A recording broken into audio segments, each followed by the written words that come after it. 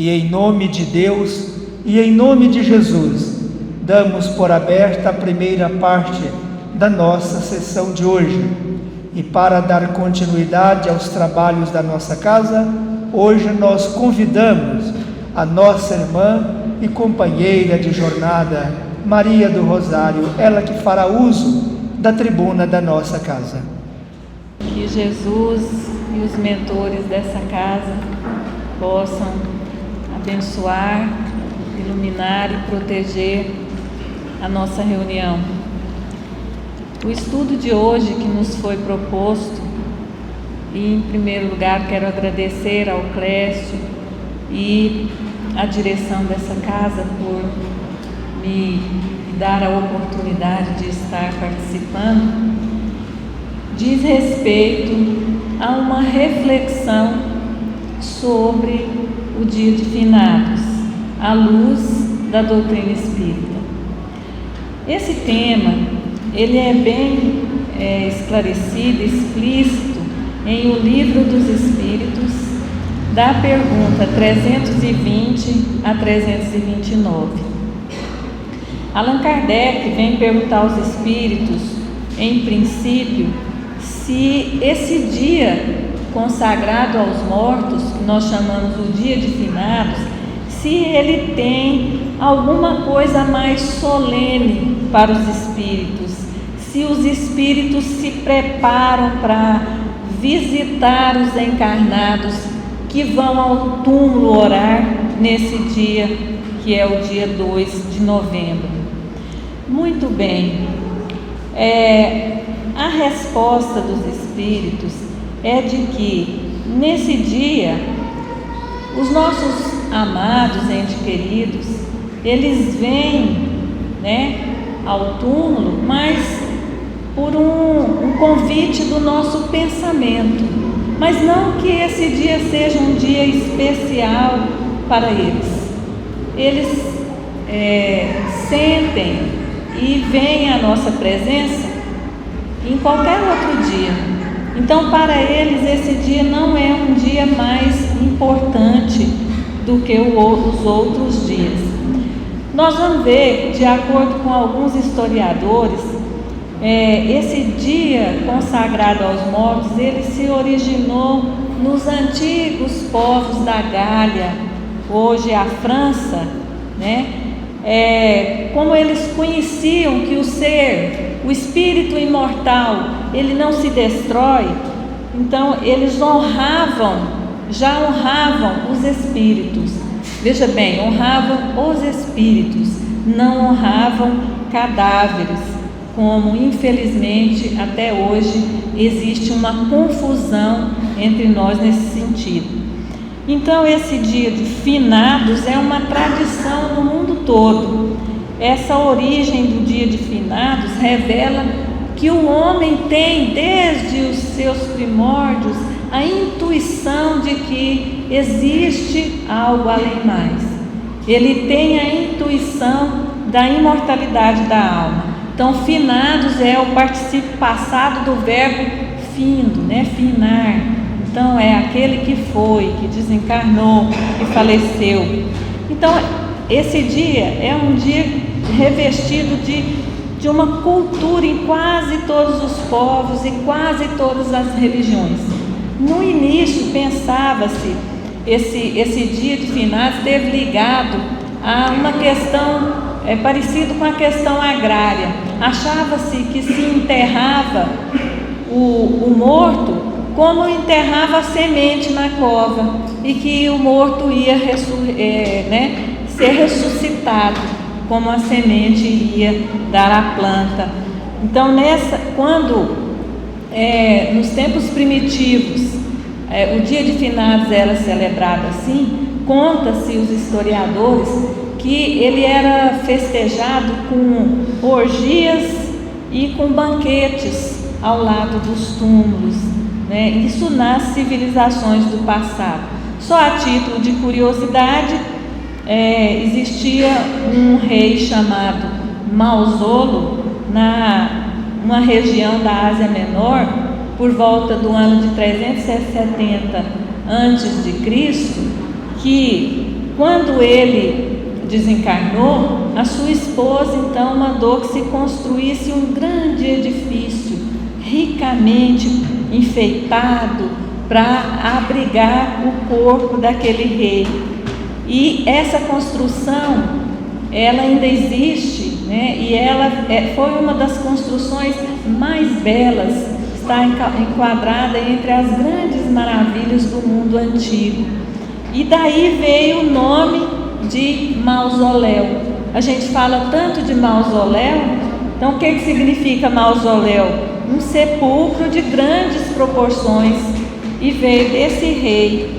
Então, a gente vai concluir que esse dia ele se perde na história, mas só a partir do século X é que a Igreja de Roma instituiu o dia 2 de novembro como o dia de finados, ou o culto aos mortos. E para nós espíritas, que é o que nos foi passado para a gente fazer essa reflexão no dia de hoje, porque nós também gostamos, muitos de nós, de ir ao cemitério, de fazer uma prece para os nossos entes queridos. Estaremos errados? Claro que não.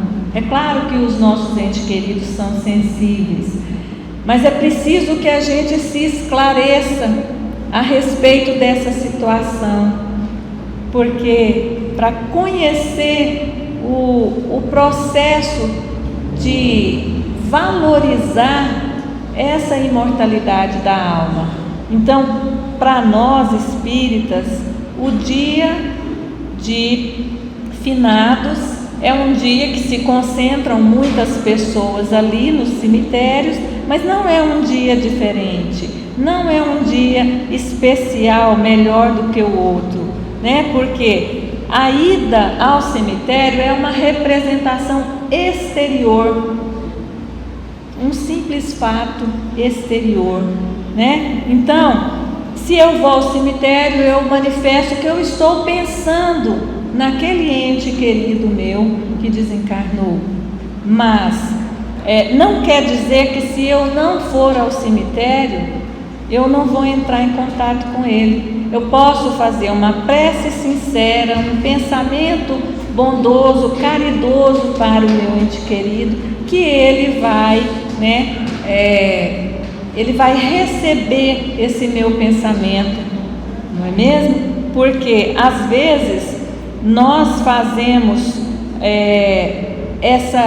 esse ato de ir ao cemitério, e isso se repete todos os anos.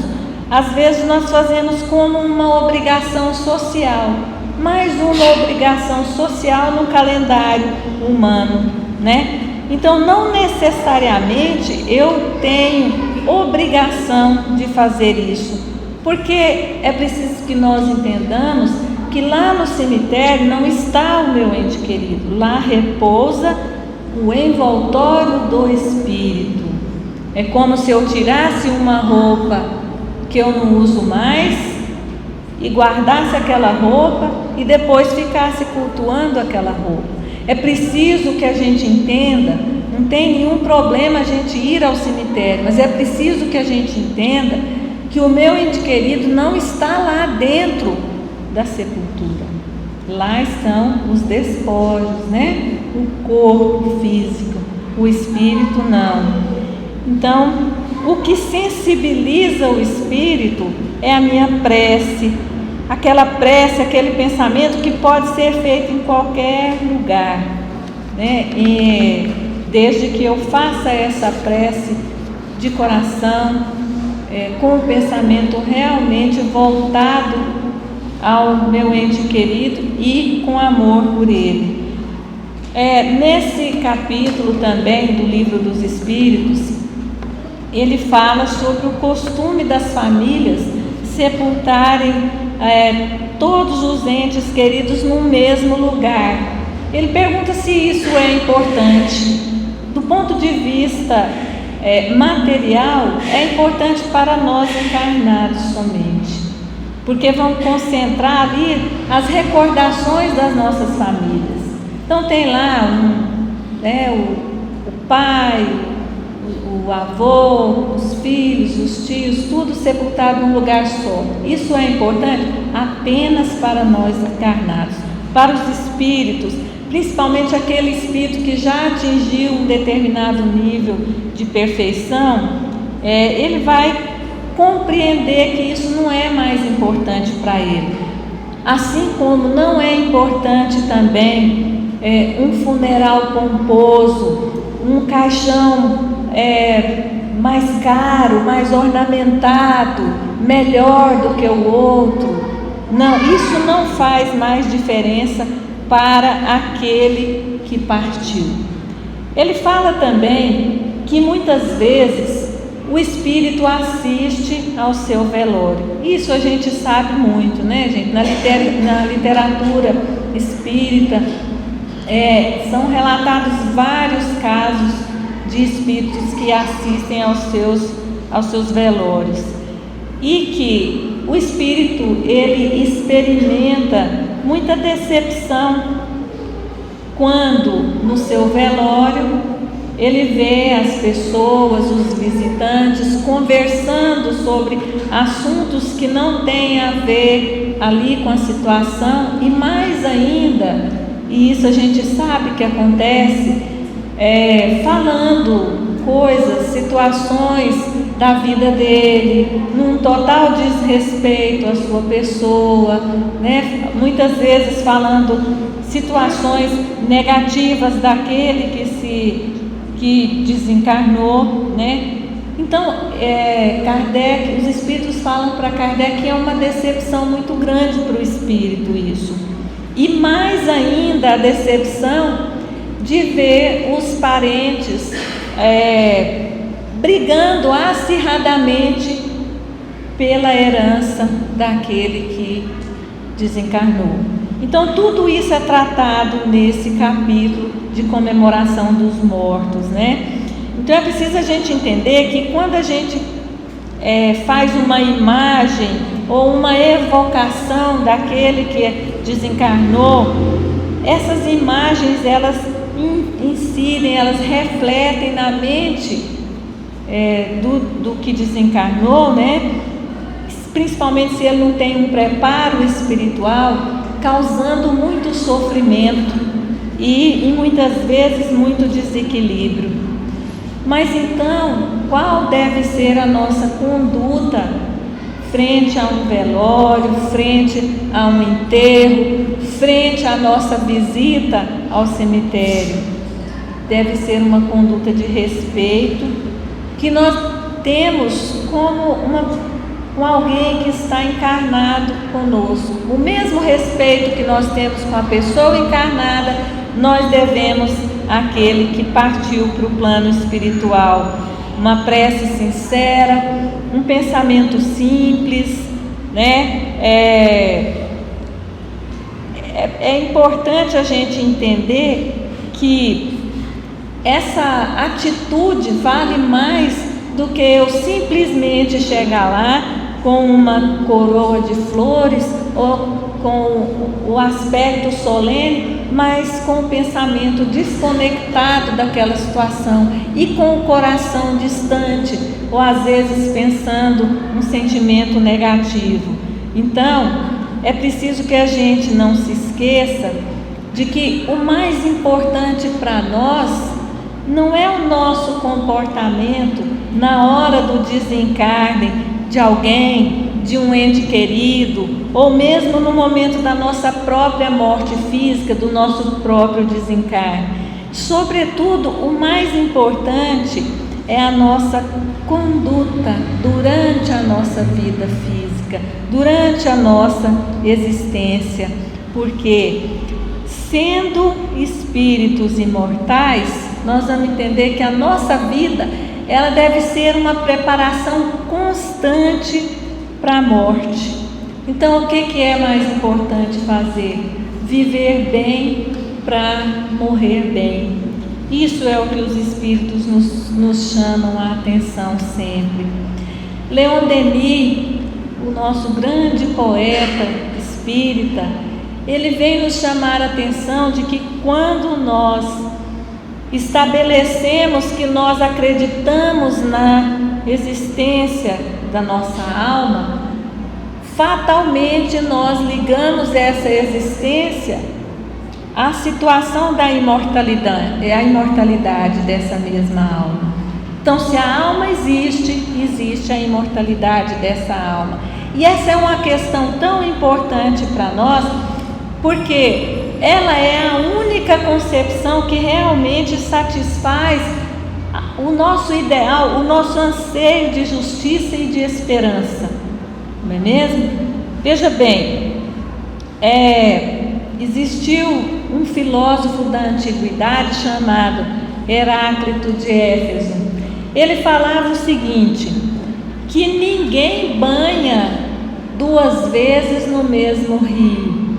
O que ele quer dizer? Ninguém banha 2 vezes no mesmo rio, porque na segunda vez já não é o mesmo corpo e nem as mesmas águas, dizendo para nós que as nossas células, elas se renovam todos os dias. Todos os dias eu estou perdendo células e novas células estão se renovando. E as águas dos rios também estão passando e novas águas estão chegando. Então, Leon Denis faz uma comparação o seguinte: se nós temos moléculas que se renovam todos os dias, que se transformam todos os dias do nosso corpo físico, e mesmo assim o nosso espírito, ele não está ressentido disso, como é que no nosso desencarne o nosso espírito também vai se extinguir? Então ele está dizendo o seguinte: coisa alguma se aniquila no universo. A química fala para nós que nenhum átomo se perde. A física explica para nós que nenhuma força se dissipa. Então, como que nós podemos acreditar que o nosso espírito, que é um eu consciente, uma unidade que resume uma potência intelectual, o nosso espírito é inteligente, como acreditar que esse espírito vai se aniquilar com a nossa morte física? Então é uma questão de lógica, é uma questão de fatos, tudo concorrendo, mostrando para nós a persistência desse ser consciente depois da morte, provando para nós que a alma do lado de lá, que é o lado espiritual, nós falamos de lá, mas é no caso de lá de uma vibração apenas, ela se encontra como ela se fez aqui mesmo, no curso da sua existência. Ela não foi para lá melhor ou pior, ela vai para lá, para o mundo espiritual, da mesma maneira que ela estava aqui. Então, ele faz uma colocação, que a morte não pode ser a última palavra. A morte não pode ter um domínio tão grande, que se nós temos aspirações tão grandes na vida física, nós queremos nos melhorar, nós queremos saber, nós queremos conhecer. Nenhum de nós quer ir para a parte espiritual assim. Se a gente perguntar a todos aqui, quem quer ir hoje para a parte espiritual? Clécio, você quer ir hoje? Ele vai falar, não, eu quero mais um tempo, A maioria de nós não quer ir ainda. Por quê? Exatamente por essa intuição, essa aspiração de que tudo não cessa no túmulo, que nós temos possibilidades e potenciais infinitos. Se tudo acabasse no túmulo, por que tantas necessidades, tantos sonhos nós temos, tantas tendências que às vezes nós nem sabemos explicar? A nossa vida, ela é tão curta que mesmo nós tendo aí uma existência de 100 anos, é curta para que haja permissão para que nós tenhamos o progresso total. Essa vida nossa também às vezes tão cheia de impotência, cheia de amargura, cheia de desilusão, que muitas vezes nada nos satisfaz inteiramente. Então, gente, Denis fala para nós que essa persistência que nós temos na vida, no querer viver, apesar de todas as decepções, é um ideal que nós temos que não é desse mundo, é uma felicidade que nós queremos e que está nos fugindo, uma felicidade que nós temos hoje no momento, amanhã ele se acabou. Ele vem dizer para nós que isso é indicação firme de que existe algo além dessa vida nossa aqui encarnados no planeta Terra. Joana de Ângeles nos fala sobre as aflições e as dores que nós enfrentamos e sentimos quando nós, entre aspas, perdemos um ente querido, que nós sabemos que não há perda, né? Então ela explica que essa aflição, que é muito grande e varia muito de pessoa para pessoa, ela decorre principalmente de características psicológicas, filosóficas e religiosas que não educaram o indivíduo para considerar esse momento, para considerar essa ocorrência como natural, que é a morte física. Essa própria conceituação de morte como um fim é um conceito bem frágil, porque nós sabemos que nada se aniquila, que esses mortos, eles não têm a sua vida interrompida, simplesmente eles se transferem de faixa vibratória, né, de um nível vibratório para outro, né, e que continuam a viver, comunicam-se conosco que estamos ainda encarnados, nos aguardam quando nós desencarnarmos. Então, é justo que nós soframos essa dor da separação, é justo que nós choremos. Espírita não chora quando desencarna. Chora sim, gente, chora muito, pode chorar também, agora sem revolta, sem desespero, porque revolta e desespero não vão preencher o vazio e nem vão equacionar a situação. O que fazer então nessa situação? Ela fala que é preciso que a gente extravase a nossa dor mediante recordações felizes daqueles que se foram, reviver episódios que nos marcaram, lembrando o outro com ternura, repartir os haveres, não guardar tudo, né? Não vamos guardar lá, que é guarda-roupa cheio de roupa, de haveres daquele que se foi, envolvê-lo em orações e principalmente crescer intimamente. Quando nós crescemos como espíritos, os nossos entes queridos ficam felizes, né? Por quê? Porque nós estamos liberando a mágoa de ficar com saudade aquele tempo todo, e essa saudade vai doer, mas nós vamos administrar essa saudade. A princípio vai ser uma saudade que vai nos traumatizar, né? Vai doer muito. Depois essa dor vai ficando mais tranquila. Nós vamos tendo a esperança do reencontro com aquele que nós amamos. Tudo isso vai sendo suavizado e nós vamos tendo somente o sentimento de gratidão a Deus que permitiu que nós convivêssemos com aquela pessoa durante aquele período de tempo. Então é preciso evitar a depressão e os males que traz a tristeza por conta dos nossos entes queridos, porque aquele que partiu, né, ele não é culpado de ter feito a viagem sem nos consultar, sem nos pedir permissão, porque o controle da vida, o controle de retorno às origens, não pertence a nós. Esse controle pertence a Deus.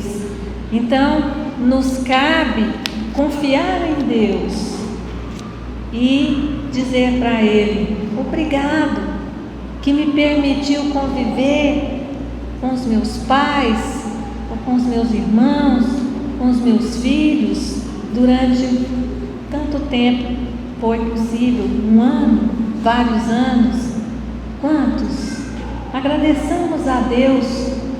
1 minuto, nasceu o filho e foi para a pátria espiritual. É claro, gente, que isso é difícil. É claro que isso é sofrido. Mas é preciso que a gente tenha clareza sobre essas questões, porque a clareza sobre elas nos liberta, nos fortalece, porque nós temos a sabedoria e a coragem de esperar com confiança o nosso momento também, aquela hora em que eu terei a coragem de entregar também o meu corpo físico para essa terra e rumar para a minha vida maior, a minha verdadeira vida, que é a vida do Espírito. Então, que Jesus e os benfeitores, amigos, possam nos consolar, que possam abençoar os nossos entes queridos, que quando a gente quiser fazer uma visita ao cemitério, a gente vá, quiser levar flores, levemos flores, mas sem a ilusão de que o corpo do nosso querido, o espírito do nosso querido ente está lá. Só o corpo está lá. O espírito está em patamares melhores, está estudando, está aprendendo. Que Jesus nos abençoe a todos e que todos tenham uma boa semana. Obrigada. Muito obrigado.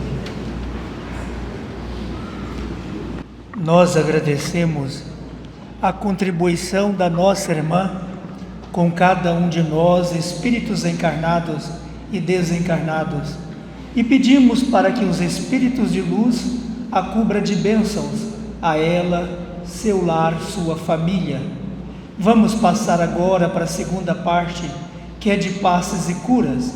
Neste momento, Deus e Jesus vêm trazer para cada um de nós gratuitamente os medicamentos que nós necessitamos para curar as dores, as enfermidades do nosso corpo material e espiritual. Vamos fechar os nossos olhos em comunhão com todos os trabalhadores que aqui se encontram e em sintonia com o nosso Mestre Jesus. Cada um de nós, mais uma vez, vamos lembrar do nosso lar, da nossa família, nossos filhos, nossos entes queridos e todos aqueles que estão necessitando de orações e preces e ajuda espiritual, para que todos eles possam receber das mãos de Deus e de Jesus aquilo que estão necessitando. Vamos também, cada um de nós, pedir o auxílio e a força para o nosso ambiente de trabalho, para que cada um de nós possamos receber a ajuda e a orientação de todos os amigos e benfeitores espirituais naquilo que cada um de nós realizamos. Senhor Jesus, Mestre, amigo, companheiro de cada um de nós, nós te pedimos neste momento, Senhor, que receba-nos, venha nos auxiliar, nos fortalecer, ajudar a cada um de nós compreender os seus ensinamentos e que nesta escola, no plano aqui que nós estamos vivendo, possamos ser assistidos por toda a sua equipe, para que nós possamos crescer e buscar também aquilo que o nosso espírito está necessitando. Por isso te pedimos, Senhor, fique conosco hoje, agora e sempre, que assim seja. Convido neste momento aos médiuns para que entrem para a cabine de paz, depois todos os outros serão convidados.